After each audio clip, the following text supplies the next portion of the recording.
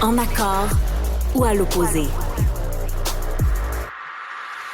Par ici, les brasseurs d'opinion et de vision. Les rencontres de l'air. On jase d'immigration ce matin, David, parce que toi, t'aimerais démystifier un peu des mythes, des faussetés, des réalités qu'on entend sur l'immigration. Oui, exactement. Puis avant de continuer, je veux vraiment distinguer la discussion sur distinguer la discussion sur les immigrants et distinguer la discussion sur l'immigration. C'est-à-dire que l'immigration, c'est un phénomène sociologique, économique, culturel qu'on peut analyser avec un œil un peu plus scientifique.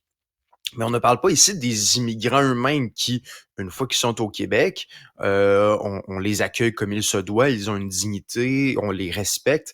Donc, je pense que c'est important de distinguer les deux. Des deux côtés, hein, il y a parfois des personnes qui vont être très anti-immigration, puis qui vont avoir des propos anti-immigrants aussi. Donc ça, évidemment, on ne les défend en aucun cas. Mais certaines personnes vont aussi voir, dès qu'il y a un discours un peu qui cherche à diminuer l'immigration, on va tout de suite voir ce discours comme étant anti-migrant, ce qui n'est pas du tout la même chose. Donc, moi, je me situe davantage de ce côté-là. Généralement, je demande une baisse de l'immigration, mais je réclame, comme je le fais en ce moment, là, une totale dignité humaine envers ces personnes-là, de les accepter, de les respecter. Ça semble aller de soi, selon moi, mais je pense que ça vaut la peine d'être dit ce matin avant de discuter de ça, là. Oui, mais qu'est-ce que toi t'identifies, mettons, là, dans le discours qu'on entend? Qu'est-ce qui est, selon toi, un mythe de l'immigration qu'il faudrait qu'on corrige?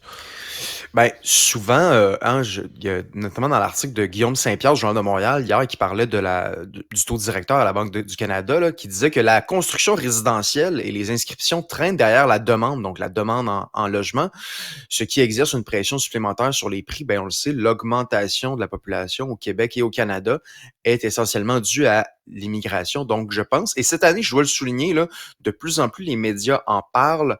C'est-à-dire qu'on le sait maintenant que l'immigration envenime la crise du logement. Pendant quelques années, on essayait de se fermer les yeux sur cette question-là. Mais non, maintenant, c'est rendu très documenté, notamment par les banques, qui sont généralement pro-immigration, mais qui se rendent compte que, écoutez, là, ça ne tient plus. L'immigration envenime clairement la crise du logement. Ouais, en même temps, on est comme coincé un peu, là, parce qu'on a besoin, puis on l'a répété plusieurs fois, on a besoin de logement. On a absolument besoin de construire du logement au Québec, au Canada. Mm-hmm. Ça a pas de bon sens comme on en manque, là. C'est une question d'offre et de demande maintenant. S'il y a beaucoup de demandes, ce qui est accéléré, comme tu le dis, avec l'immigration, puis il n'y a aucune offre, bien c'est sûr, ça va coûter une fortune, les logements, c'est certain. Après ça, par contre, on dit souvent qu'on a besoin de l'immigration pour résoudre des problèmes de pénurie de main-d'œuvre qui existent, entre autres, où? Mais dans le milieu de la construction, on a besoin de construire plus d'habitations. On dirait que c'est damn if you do, damn if you don't, là, comme diraient les Anglais. Mm-hmm. Oui, exactement. Puis d'ailleurs, sur la pénurie de main-d'œuvre, il y a l'économiste Pierre Fortin et plusieurs autres, mais notamment lui, qui a dit que oui, la pénurie de main-d'œuvre peut c'est-à-dire l'immigration peut résoudre en partie la pénurie de main-d'œuvre, mais ça va avoir un effet à peu près nul. Pourquoi? Parce qu'on va en fait déplacer bien souvent la pénurie de main-d'œuvre. Donc, si on décide, je sais pas, du jour au lendemain, d'accueillir justement beaucoup de gens qui travaillent dans la construction, ben, on va probablement déplacer la pénurie en disant, ben là, il va nous manquer d'enseignants, par exemple, d'enseignantes, d'infirmières, de médecins, parce que, veut pas, dès qu'il y a des gens qui arrivent au Québec, oui, ils peuvent combler des postes, mais en même temps, ils vont demander aussi des services ailleurs. Donc, au final, c'est ce que l'économiste Pierre Fortin a montré, on arrive, grosso modo, kiff-kiff, si on me permet l'expression. Dans le meilleur des cas, on va déplacer la pénurie de main-d'œuvre. C'est ce que les économistes nous tendent à nous montrer. OK, on crée d'autres besoins, dans le fond, pour ces gens-là qui deviennent des citoyens, qui ont besoin d'autres services. Puis ces services-là, on a aussi une pénurie de main-d'œuvre. Je veux bien, mais sinon, c'est quoi la solution pour régler la pénurie de main-d'œuvre? C'est pas d'avoir plus de main-d'œuvre. Tu sais, je me pose la question, ça couplé, par exemple, avec l'automatisation, tu sais, puis l'industrialisation de certains de nos métiers, j'ai l'impression que c'est ça la solution pour la pénurie de main-d'œuvre. Là. Peut-être que je m'y connais zéro, mais quelque part, ça va être d'avoir plus de gens, puis comme notre taux de natalité est si bas, mais ça prend de l'immigration, non? Oui, en effet, c'est-à-dire qu'il faudrait faire une immigration encore plus ciblée probablement pour combler la pénurie de main-d'œuvre. Donc, en fait, que les gens aient un emploi avant même d'arriver au Québec. Ça serait une possibilité. Et tu parles d'automatisation. Il y a même des experts. Je me méfie quand même des gens qui prédisent l'avenir, mais il y a déjà des experts qui disent, ben, dans 10 ans, euh, les taux de chômage vont être ultra élevés justement parce qu'on va avoir automatisé tellement d'emplois. Donc, en ce moment, on le sait, le taux de chômage est dans des bas historiques, mais il y a des experts en intelligence artificielle qui disent, écoutez, ça va tellement changer les choses que d'ici 10 ans, là, tu sais, je veux dire, les livreurs Amazon, on n'aura plus ça, ça va être automatisé, les Tim Hortons, les McDo, tout ça va être automatisé. Est-ce que ça va arriver? Bonne question. Je me Ouais. méfie des devins, mais ça vaut la peine quand même d'y réfléchir parce que oui, évidemment, on va tendre en tant que société vers une automatisation de ces emplois-là, ce qui n'est pas toujours une bonne nouvelle parce que ça enlève un peu d'humanité dans nos interactions. Mais bon, ça semble être la réalité qui va nous frapper éventuellement. Ouais, en même temps, on a une pénurie de main-d'œuvre, puis faut la régler éventuellement si on veut justement avoir des services de santé qui ont de l'allure, d'avoir un milieu de la construction, des offres en logement qui ont de l'allure. C'est ça, je pense que c'est tellement difficile de savoir par où commencer, hein, tu sais, par quel bout prendre ça, cette crise-là, puis être capable de la résoudre. Si on revient simplement à l'immigration en tant que telle, c'est quelque chose qu'on avait déjà mentionné ensemble, David. Tu sais, moi, j'ai l'impression qu'il faut absolument, puis il y a déjà des mesures pour, mais qu'il faut absolument continuer à mettre des efforts pour l'immigration en région, entre autres au Québec. T'sais, on ne peut pas concentrer l'entièreté ou presque, comme c'est le cas actuellement, des nouveaux arrivants à Montréal. Ça, pour moi, c'est un piège dans lequel il faut éviter absolument de tomber, là. Oui, je suis d'accord avec toi dans l'intention, mais tu sais, on le sait, on peut pas obliger les gens non plus à s'installer en région.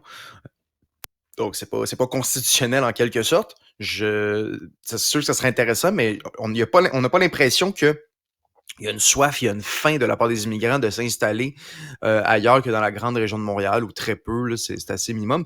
Et je veux dire, les régions, c'est quand même des endroits très, je veux dire, c'est accueillant comme endroit, là. Donc, c'est des beaux paysages, très peu de criminalité. Il y a plusieurs endroits il y a un boom économique en ce moment. Je lisais des chiffres sur la Gaspésie actuellement, là. Il y a un boom économique dans ces endroits-là. C'est vraiment intéressant de voir ça se développer.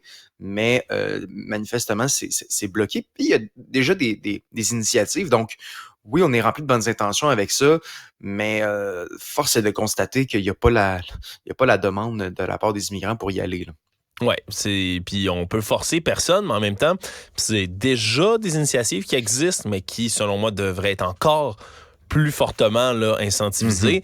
C'est justement des incitatifs. C'est pas, on force pas, mais on incite fortement certains corps de métier à y aller. Par exemple, on va tout de suite trouver un emploi d'avance à quelqu'un qui s'en vient immigrer ici dans un endroit souvent très spécialisé, des emplois d'ingénierie, toutes sortes de jobs où on va envoyer cette personne-là directement en disant, regardez, on te paye, on te donne un bonus, on te trouve une job.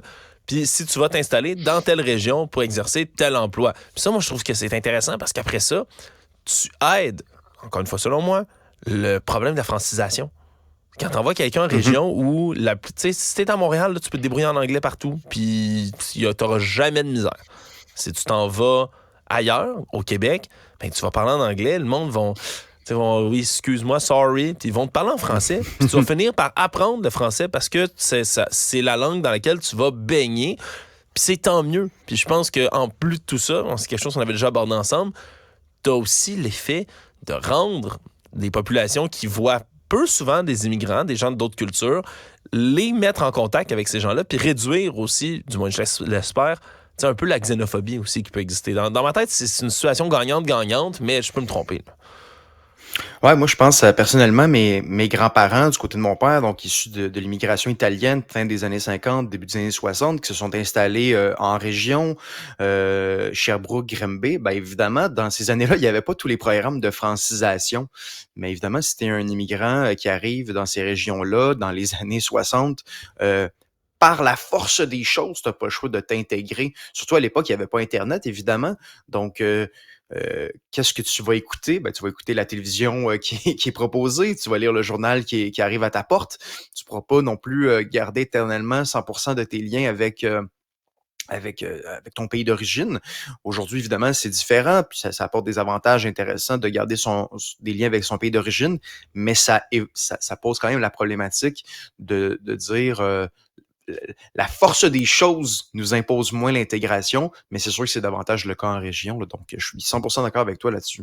Ouais, merci d'avoir fait, David, là, le tri un peu mythe-réalité sur l'immigration. C'est sûr, c'est un sujet qui est toujours là, épineux à prendre, mais il faut en parler. Il faut en parler, parce que c'est comme ça qu'on résout des problèmes. Merci, David. C'est bon, salut.